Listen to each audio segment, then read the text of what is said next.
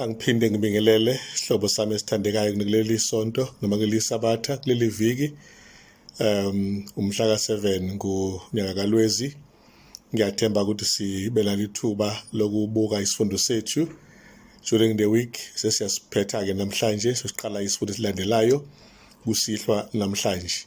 Siphuma ke kwisifundo esingaphambili ebesikhuluma ngoJesu njengothisha omkhulu. Namhlanje sokhuluma ngesifundo esithi izifundo eziningi esizifunda ke kuyena lo thisha wethu omkhulu. Indimana yethu yekhanda siyayithola ngokuloba kuka baba uMark sahluko 10 uverse 52 la ithi khona kuJesu wayesethi kuye, hamba ukukholwa kwakho kukusindisile, ngokuphazima kweso wamukela ukubona, walandela uJesu endleleni. Ngiyafuna nje ukuba sibuke le ndawana yokuthi hamba ukukholwa kwakho kukusindisile, bese ke evuleka amehlo wayesenza into enhle elandela ke uJesu endleleni. Nathi uma isivula amehlo kade singaboni nokuthi senza kabi, singakholwa nokuthi okuhle nokubi kufanele sikwehlukanise, uma sesivula amehlo uJesu asihambe njengabantu ababonayo, simlandele endleleni njengothisha wethu wangempela, uthisha wethu weqiniso, uthisha wethu omkhulu, okuhle nokumlanda nje basingabafundi bakhe nje onguthisha kithina. Ake siqalise ke lenkonzo yethu ngomkhuleko. Baba osezulwini, osihlala endaweni zonke, mukela umkhuleko wethu walesi sikhathi, ngawo sibusiswe ngoJesu yakhuleka kuzibe phakade. Amen.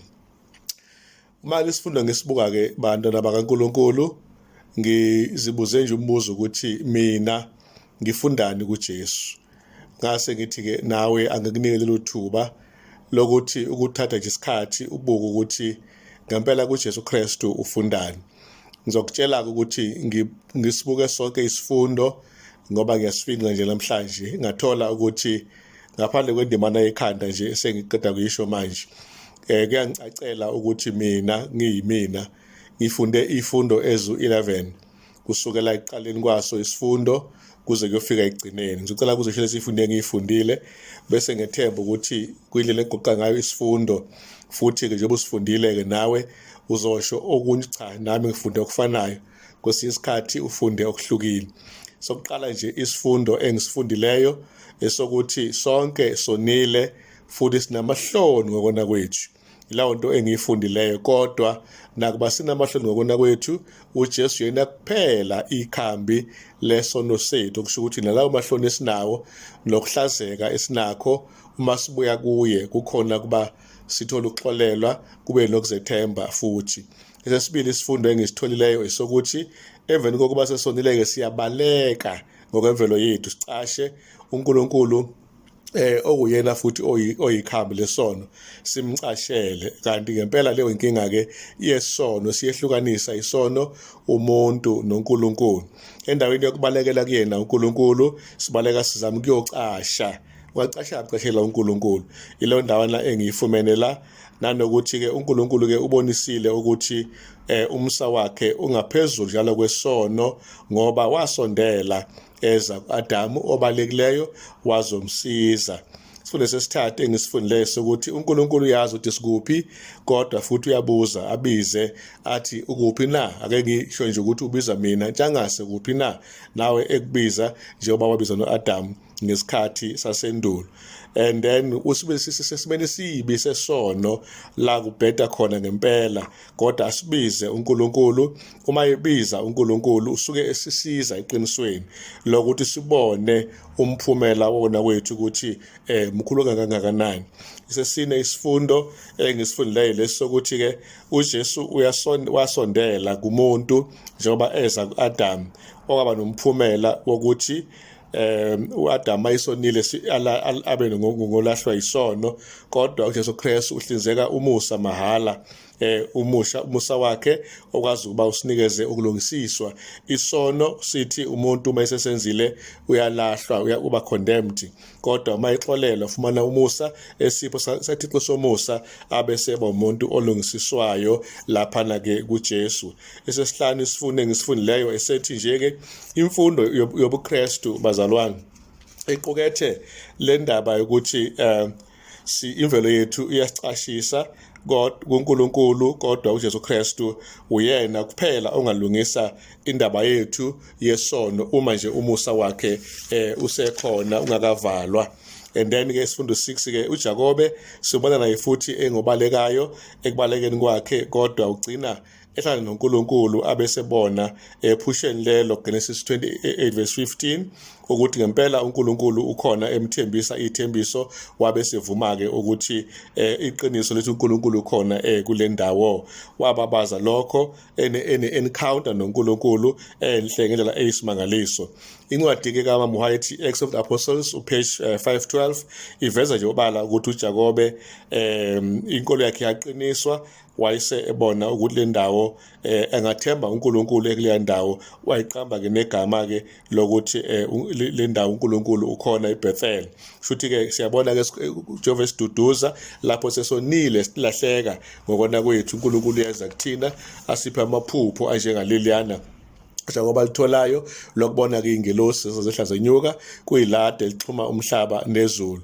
And then uGenesis 28:16 uJakobe simthola idumisa uNkulunkulu ngendlela emangalisayo eze ethi ngempela uJehova ukule ndawo futhi lokho ngiyakwazi.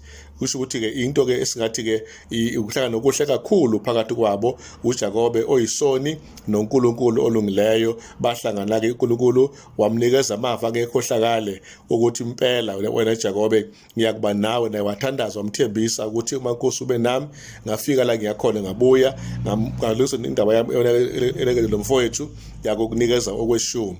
Isifundo sethu esilandelayo noma engikufunde nje kugoqa konke isifundo sokuthi Jesu Kristu unguthisha orabai ngokwe context esitholayo lapha namhlanje, uthisha omkhulu obiza bonke abantu ngokwemfundo yobuKristu ukuthi beze kuye bazofunda esibonelweni asishiyele bona ngomqondo. Isifundo 6-ke uma ngiqhubela isifundo 7, isifundo 7 amaJuda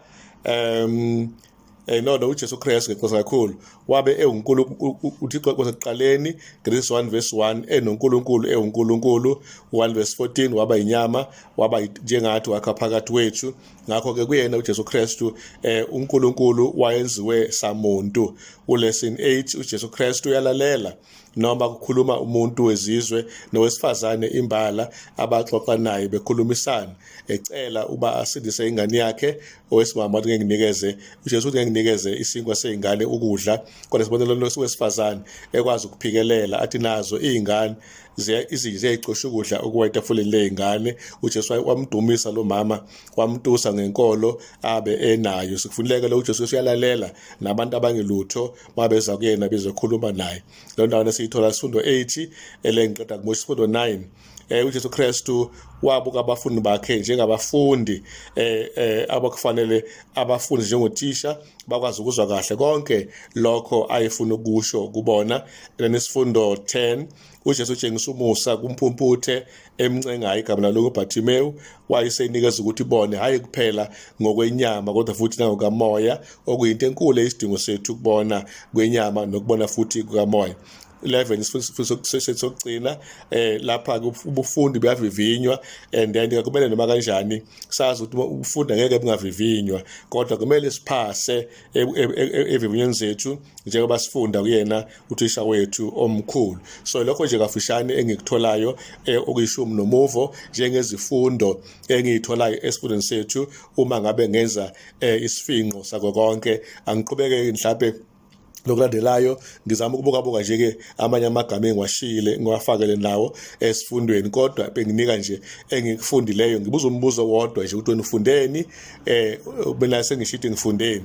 Nami ngiyayibuza ukuthi lokhu engikufundileyo ngiyakugcina nayo impilo yami yonke kuze kube ngiyalala, noma zabe uJesu ngazange ngikhohlwe, ngoba phela kumele sifunde kuyena uJesu uba sikwazi ukuphila siphumelela kulesikhathi samanje la impilo inzima ibukhuni khona, kodwa uNkulunkulu uthembekile. Uma sizofunda kuyena nje sikwazi ukuphila njengaye, sicabange njengaye, senze njengaye, sifundise njengaye, siluleke abantu njengaye, sithande njengaye, sixolele njengaye, senze nje okwakhe konke. Siyawukhula-ke sibe ngabantu abafundile kuthisha wethu omkhulu.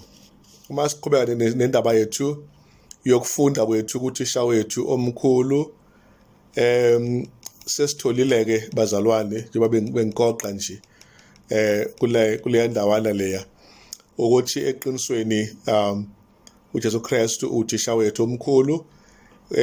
Iphuzo elibalulekayo la elokuthi nje ivangeli lingelomhlaba wonke, lokuthi ukufaka grace kaKristu kwabantu bonke.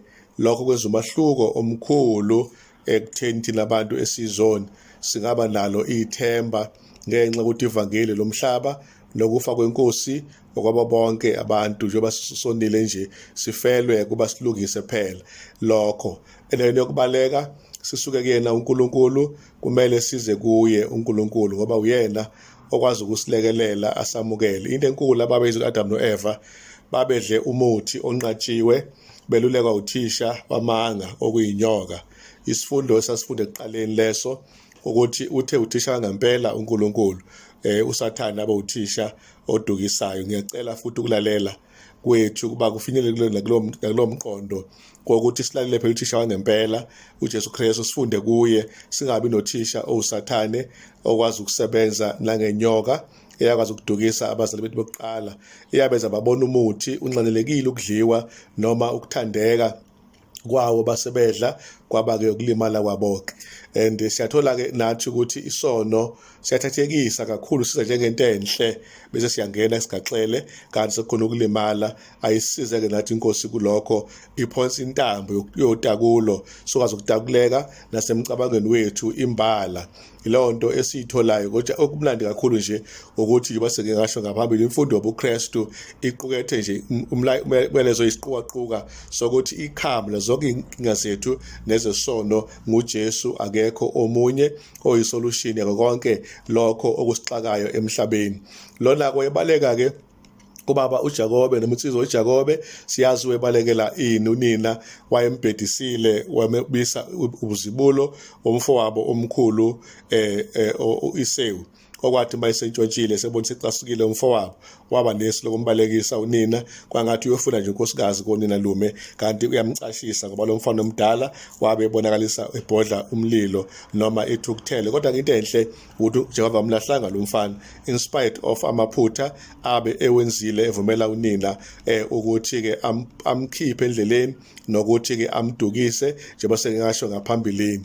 And then siyabona-ke futhi ukuthi okunye okuphawuleka uJesu njengothisha wethu, siyafundiswa-ke ukuthi lo Jesu Kristu, ichapter le kaGenesis 1:1 siyayazi, kodwa ichapter enhle eqala kahle kakhulu ukuthi Testament Elisha ekaJohane la siqala khona ngoverse 1 ukuthi ekuqaleni wabe ekhona ulizwi, ulizwi wabe enguNkulunkulu, ulizwi wabe ekuNkulunkulu.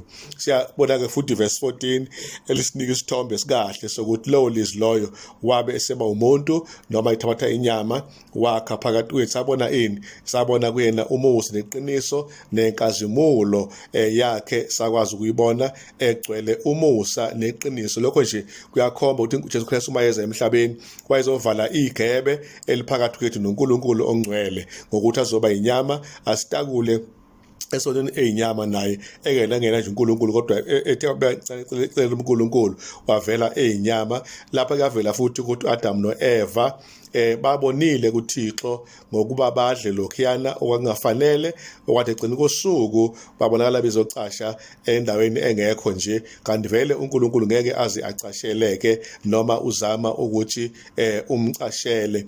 Okugqamayo la ukuthi uJohane uMbhaphathizi wayeshumayela kubaholi eJerusalem, shumayele enamandla baze bamcabanga ukuthi naye akekho omkhulu kunaye, kodwa waqonda uJohane ukuthi cha ukhona omkhulu kunaye, angamelanga nokuqhaqha umchilo wezicathulo zakhe. Waphakamisa uJesu kunokuba ayiphakamise nanxa basebecabanga abanye ukuthi mhlawumbe uyena nje uMesiya noma nje someone special, kodwa zange ayibuke njengomuntu special. uJohane wayebuka njengoncika kaNkulunkulu nje endulela uJesu Kristu umsebenzi wakhe lapha emhlabeni. Leyo ndawo ke esiyithola ibalekile, uthisha wethu omkhulu kusenguJesu, akekho omunye. Ngamangalisi ke uma umama White embiza uJesu ngokuthi ke unguthisha ke omkhulu ilizwe elike laba naye kuma Signs of the Times June 10 1886. uDade White uthi akekho omunye uthisha elikaba naye izwe omkhulu ofana noJesu. Noma sihlubekela phambili sesike endawana kwiSamaria yethu ukuthi owesifazane wakhuluma noJesu Kristu baxoxisana okuhle ukuthi Jesu wamlalela lo wesifazane, nokuthi ke egcineni kwangathi uyamchitha kanti cha ufuna nje ukuthi aveze inkolo yakhe abesezoyitusa leyo nkolo. Into emangalisayo uMark asipalela yona noma uMateyu kahle uMateyu usahluko 15 kuqhubeka ndawo nje lapha ko 26 28 lawo magama lawo uyawathola ukuthi lo wesifazane cha impela Jesu ngiyakuzwa mawuthi akunakunikeza ukudla kweingane ezinjaneni, kodwa nazo izinjana ziyayicoshe phela imvuthuluka ewa etafuleni lezingane. uJesu umtusile ke lo wesifazane ngendlela emangalisayo, okuchaza nje ukuthi umqondo kaJesu kwakekhona ukumdismissa noma ukumlahla, kodwa kwakuthi nje akwazi ukuveza ukholo bese eyathola ke naye ukutuseka aze amnikeze indawo ephezulu. Sithola ke lapha ke abafundi abakwazi ukuyithola ke lento, yibona ke abafundi bakaJesu abakwazi ukuthi noma babebuye badideke ikhathi ethile kodwa futhi bakwazi ukuthi uma uyifundisa uJesu Kristu bawuthole umyalezo awuxoxayo. Phakathi kwabe khona nendoda eyabe iphenduke yaba ngumfundi kanti kuqala yabe iyimpumputhe, uBartimeyu, owathi mayevulwa amehlo naye wayesesabela ekubeni ngumfundi wale ndoda lena. Sesizwileke ukuthi wayefuna ukubona ngakho kokubili, ukubona ngokwenyama kanye futhi nokubona ngokukamoya. uJesu Kristu umsizile ke wakwazi ukuthi ampheke ukuba abone nangakho okamoya kungabi kuphela ngokwenyama. Isifundo esikhulu engisicoshayo mina kulokho sokuthi noma amehlo ethu engabona ekhaliphile mhlambe singadina nezibuko, kodwa uma singenakho ukubona kamoya asikabonisisi ngendlela efanelekile. Ukubona kwenyama kuphinde kubona nezinto ezingalungile zithathekise, kodwa masibona ngokamoya kuyaqwala lokho kunye kwenyama kugqame okwasezulwini. Simthande lo nkulunkulu wethu omuhle kangaka. Ngakho ke uEllen G. White ke uyakuveza ke phakathi kokunye ukuthi ukusabela kweqiniso kuthisha omkhulu kusenza ukuba nathi sibukeke njengaye ngumfanekiso, sikwazi ukuphefumula umoya naye awuphefumula, sezintando yakhe sijabulise yena kuzo zonke izinto. Incwadi ke Steps to Christ ikhasi 58. Ngakho ke phakathi kokuba ke sibe ngabakaJesu Kristu kungumsebenzi wethu kuba sikwazi ukuthi sithi siyathokoza ngakho uba sesiyabona. Step to Christ verse 59.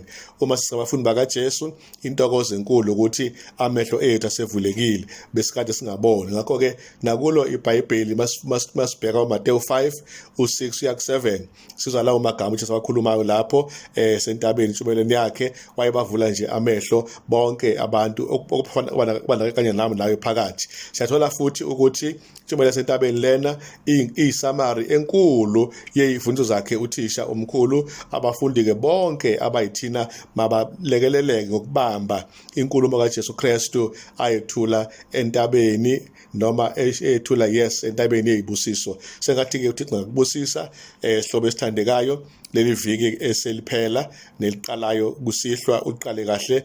Ngikufisela nje inhlanhla lesibusiso engathi ungakwazi ukuphola. Ngicela ungesabi lutho nakufa nani uma nje ulengisa indaba yakho noNkulunkulu. Ukufa kulutho kuwena ngoba uvuka ekuseni.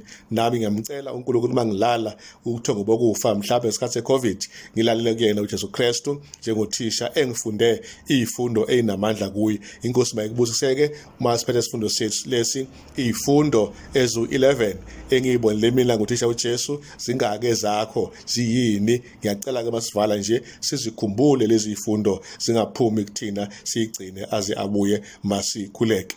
Baba wethu esezulwini sifunde ngempela izifundo ezinhle ngawe. Sesicela ukuthi lezi zifundo zihlale engqondweni yethu, sihlale silandele umkhondweni wakho Nkosi. Masivinye njengabafundi singalahli Nkosi singaphela umoya, singalahli Nkosi ngenxa yevivinyo eyikhona esikhole ngoJesu ubonga manje nobonga phakade. Amen.